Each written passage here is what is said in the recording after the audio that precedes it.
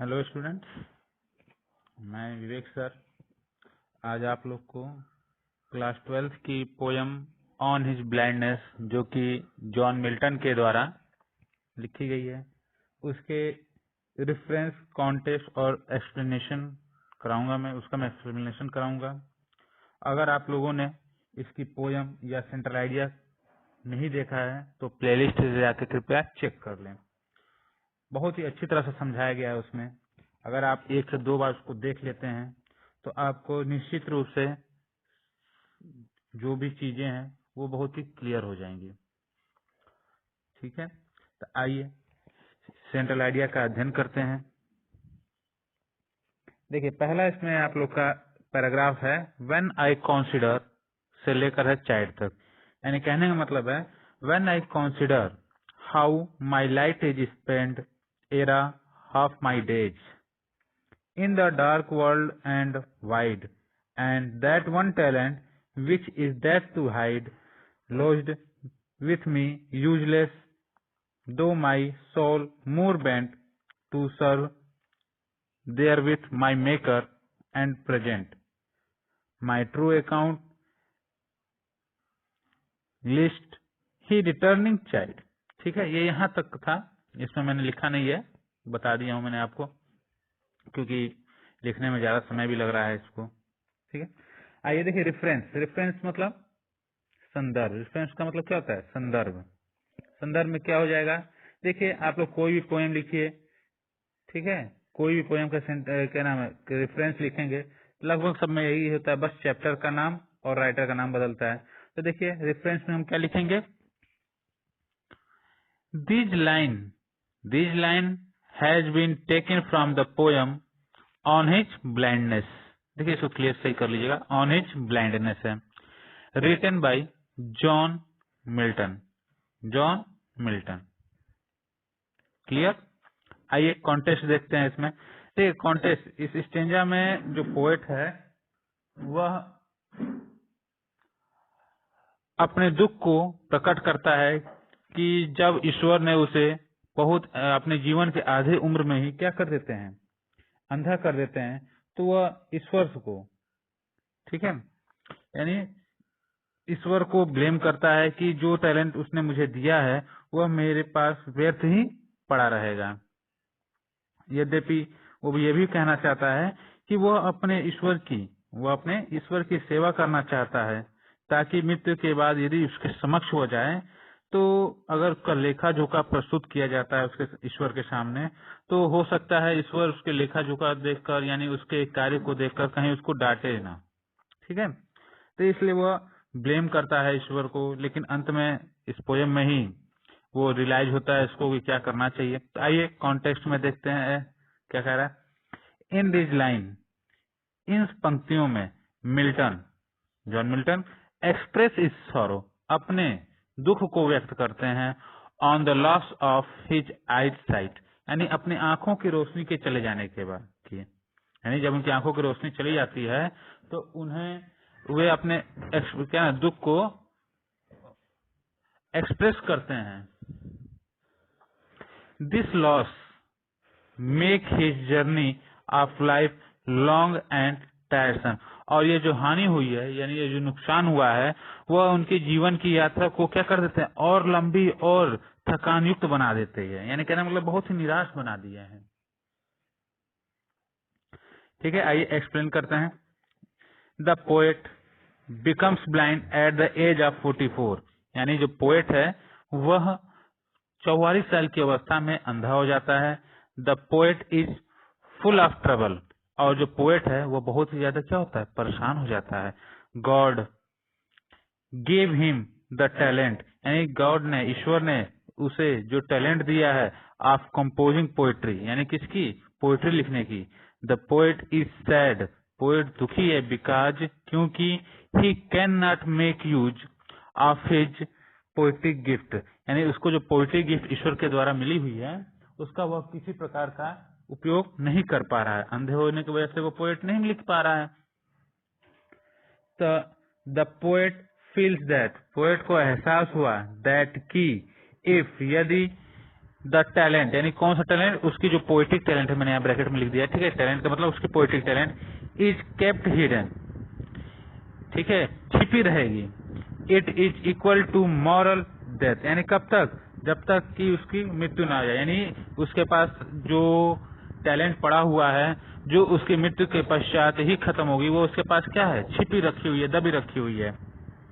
It means, इसका मतलब that कि द पोएट विल डाई, अर्थात पोएट क्या हो जाएगा, मर जाएगा, कहने का मतलब है, यानी यहाँ देखिए it is equal to moral death, it means that poet will die, यानी कहने का मतलब है यदि वो अपने टैलेंट को प्रयोग नहीं कर पा रहा है तो इसका मतलब वो क्या है, मृत्यु के समान है, अर्थात वो मर गया है। सो इसलिए ही एनेक्जियस बहुत व्याकुल है टू सर्व गॉड्स, ईश्वर की सेवा करने के लिए, बाई दैट टैलेंट, उस योग्यता के द्वारा, यानी उसकी जो योग्यता मिली है उस योग्यता के द्वारा वो ईश्वर की सेवा करना चाहता है। In this way he will able to present before God a true account of life on the day of judgment, और वो यह भी कहता है कि इस तरह से जब वो ईश्वर के सामने उसके जीवन का खाता खोला जाएगा, वास्तविक खाता खोला जाएगा न्याय के लिए, तो कहीं ऐसा न हो कि उसे क्या हो, डांट पड़े, इसलिए वो ईश्वर की सेवा करना चाहता है। ठीक है, यह आप लोग के पहले स्टेंजा का एक्सप्लेन था। आइए चलते हैं दूसरे पोएम में, दूसरे स्टेंजा में।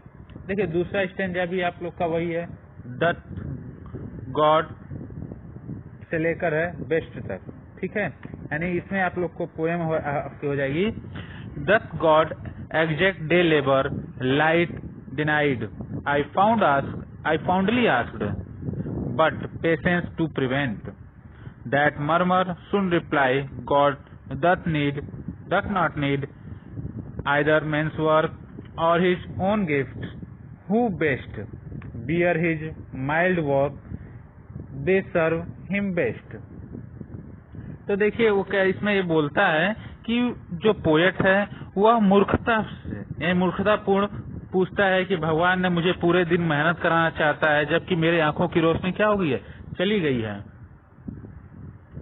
आंखों की रोशनी क्या हो गई है, चली गई, अर्थात वो अंधा हो गया है।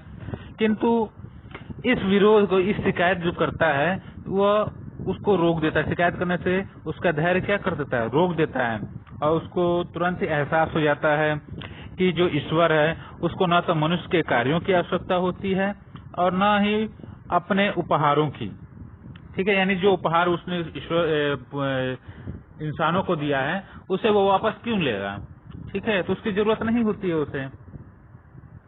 और कहता है कि जो व्यक्ति बिना संदेह, शिकायत या प्रश्न किए हुए भगवान के दिए गए कष्टों को सहन करते हैं, ठीक है, ईश्वर के दिए गए कष्टों को सहन करते हैं, वही ईश्वर की सर्वोत्तम सेवा करते हैं। ठीक है, समझ में आ गया। आइए इसके एक्सप्लेनेशन का अध्ययन करते हैं, कॉन्टेक्स्ट एक्सप्लेनेशन का अध्ययन करते हैं। देखिए कह रहा है रेफरेंस तो इसका सेम ही हो जाएगा, कोई इसमें वो नहीं कर, ठीक है। कॉन्टेक्स्ट में आ जाइए। The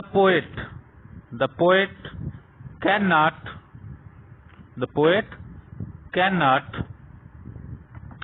make use of his poetic gift in the active service of God due to blindness, यानी बताता है कि इस कविता में, इस पंक्ति में जो पोएट है वो अपने अंधेपन होने के कारण ईश्वर की सेवा नहीं कर सकता है, यानी नहीं कर पा रहा है। सून, और जल्द ही shows his firm faith in justice of God, लेकिन जल्द ही उसे ईश्वर के जस्टिस, उसके ईश्वर के न्याय में विश्वास हो जाता है। ठीक है, इस पोएट में क्या होता है, इस न्याय में विश्वास हो जाता है। तो देखिए आइए चलिए एक्सप्लेन करते हैं। The poet mind is filled with the dark shadow, यानी पोएट का जो दिमाग है, यानी उसके विचार है, उसका जो मस्तिष्क है, उसमें डार्क शैडो, अंधकार छाया हुआ है, ऑफ डाउट, इस संदेह से, about the injustice of God, यानी ईश्वर के अन्याय से, यानी सोच रहा है वो कि ईश्वर ने उसके साथ क्या किया है, अन्याय किया है। God is not just to him because he was robbed him of his eyesight, यानी कह रहा है कि ईश्वर ने उसके साथ न्याय नहीं किया है, बिकॉज क्योंकि he has robed him of his eyesight, क्योंकि उसने अपने आंखों की रोशनी क्या कर दी है, खो दी है। He can not expect any service from him, ठीक है, ही कैन नॉट, वह आशा नहीं कर सकता है, एनी सर्विस फ्रॉम हिम, यानी उससे किसी प्रकार के कार्यों से अपेक्षा नहीं कर सकता है। बट परंतु हिज इनर सेल्फ, यानी उसके जो अंतरात्मा है, विसेज है, देखिए हम विसेज होगा, ठीक है, विसेज अवे एवरी डाउट, नहीं सही है, but his inner self washes away every doubt, washes मतलब धो देना। तो कह रहा है कि लेकिन जो उसकी अंतरात्मा है, यानी उसका जो धैर्य है, उसके सभी संदेहों को क्या कर देती है, मिटा देती है, धो देती है। ही रियलाइज, उसे एहसास होता है, दैट की गॉड इज ऑल पावरफुल, कि ईश्वर जो है वह सर्वशक्तिमान है। ईश्वर क्या है, सर्वशक्तिमान है। He does not need the service of man, उसे ईश्वर मनुष्य के कार्यों की आवश्यकता नहीं है। He does not even like to take back the gift, और उसे उस उपहारों की भी जरूरत नहीं है, उपहारों को वापस लेने की भी जरूरत नहीं जो उसको दी गई है। Which he has given to them, जिसने उसने ईश्वर को दिया है, ठीक है, मनुष्य को दिया है।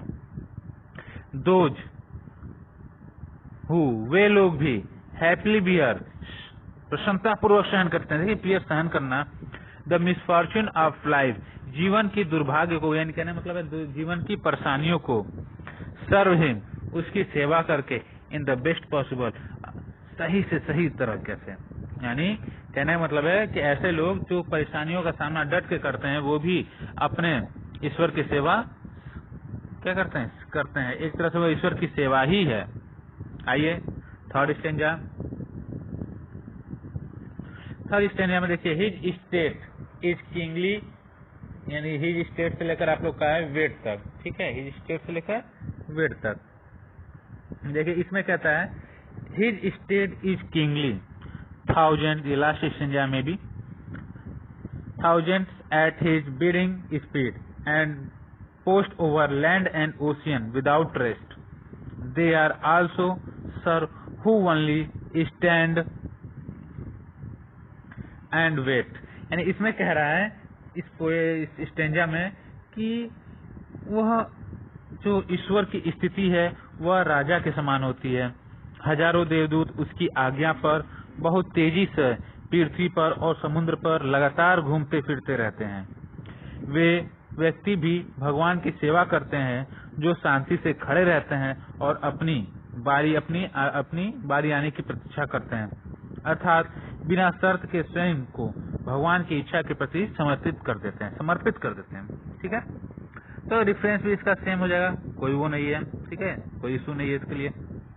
कॉन्टेक्स्ट देखिए, अब यहाँ पर कॉन्टेक्स्ट क्या हो रहा है, कह रहा है हियर, यहाँ पर मिल्टन व्यक्त करते हैं हिज फर्म बिलीफ, अत्यंत विश्वास in the greatness of God, यानी ईश्वर के प्रति। कॉन्टेक्स्ट में यानी जो इसकी प्रसंग है इसमें बताता है कि जो मिल्टन है वह ईश्वर के प्रति अपने अटूट विश्वास को व्यक्त करते हैं।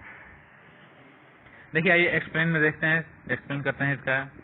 The poet feels that, poet को महसूस होता है या पोएट को एहसास होता है दैट कि God is lord of lords, यानी ईश्वरों यानी लॉर्ड ऑफ द लॉर्ड, यानी एंड किंग ऑफ किंग, यानी वह ईश्वर के ईश्वर हैं और राजाओं के राजा हैं। ही इज ऑल पावरफुल, वह बहुत ही शक्तिशाली हैं। He has thousand of angel, उसके पास अनेकों दूत हैं। हु, जो are always ready to carry out his command, जो उसके आदेश को हमेशा तत्पर लेने के लिए तैयार रहते हैं। दे ट्रेवल, वे यात्रा करते हैं, एट क्विक, तेजी से, स्पीड ओवर लैंड, धरती के ऊपर, एंड ओशियन, और समुद्र पर। यानी कहने मतलब जब उसका आदेश होता है तो उसके जो दूत होते हैं वह बहुत ही तेजी के साथ, शीघ्रता के साथ धरती और आज ओशियन यानी समुद्र पर तेजी से दौड़ते हैं। Therefore the poet say that, और यहाँ पोएट फिर से कहता है कि the only service that man, कि वो व्यक्ति भी सर्विस करते हैं, कैन ऑफर टू गॉड, जो ईश्वर के प्रस्ताव को मानते हैं, यानी कहने ईश्वर की प्रतीक्षा करते हैं, is to wait dutiful at his feet, जो उसके एट हिज फीट, उसके पैरों के नीचे यानी उसके पैरों के पास रहकर इंतजार करते हैं। 10 इस प्रकार एक complete submission to will of God is the best service serve to by man, और इस प्रकार से ईश्वर की इच्छा के यानी ईश्वर की सेवा करना ही क्या है, मनुष्य का परम कर्तव्य होता है। कहने का मतलब यहाँ पे है 10 एक complete submission to the will of God, यानी यह तब तक सबमिशन नहीं हो सकता, या जब तक नहीं हो सकता जब तक कि ईश्वर की इच्छा ना हो, is the best service served to him by a man, यानी ईश्वर की सेवा मनुष्य के द्वारा हर संभवतः करने को प्राप्त होती है और वो इसे करता है। ठीक है, क्लियर हो गया। आइए अब यहाँ पे आपका स्ट्रेंजर खत्म हो गया है, यही आपका लास्ट स्ट्रेंजर था। अगर समझ में आया हो डिफरेंट कॉन्टेक्स्ट तो लाइक शेयर और सब्सक्राइब जरूर कीजिएगा। और हाँ, इस आप कॉपी में लिख भी लीजिएगा जिससे आप लोग को बाद में आसानी हो। कोई भी, मैं कई बार बोल चुका हूँ कि जो भी वीडियोज हैं उसे आप 1 से 2 बार देखा कीजिए ताकि आप लोग क्लियर हो जाए, क्योंकि मैं हर एक पोएम की हिंदी के साथ साथ उसका एक्सप्लेनेशन भी करवाता हूँ, जो कि कमजोर छात्रों के लिए सबसे सही मेथड होता है। ठीक है, जरूरी नहीं है कि सभी छात्र एक समान हो, कुछ कम बुद्धिमान होते हैं या कुछ गेन करने की क्षमता कम होती है, तो सबके लिए सबको देख के चलना होता है। ठीक है, चलिए आज के लिए तो इतना ही। धन्यवाद मित्रों।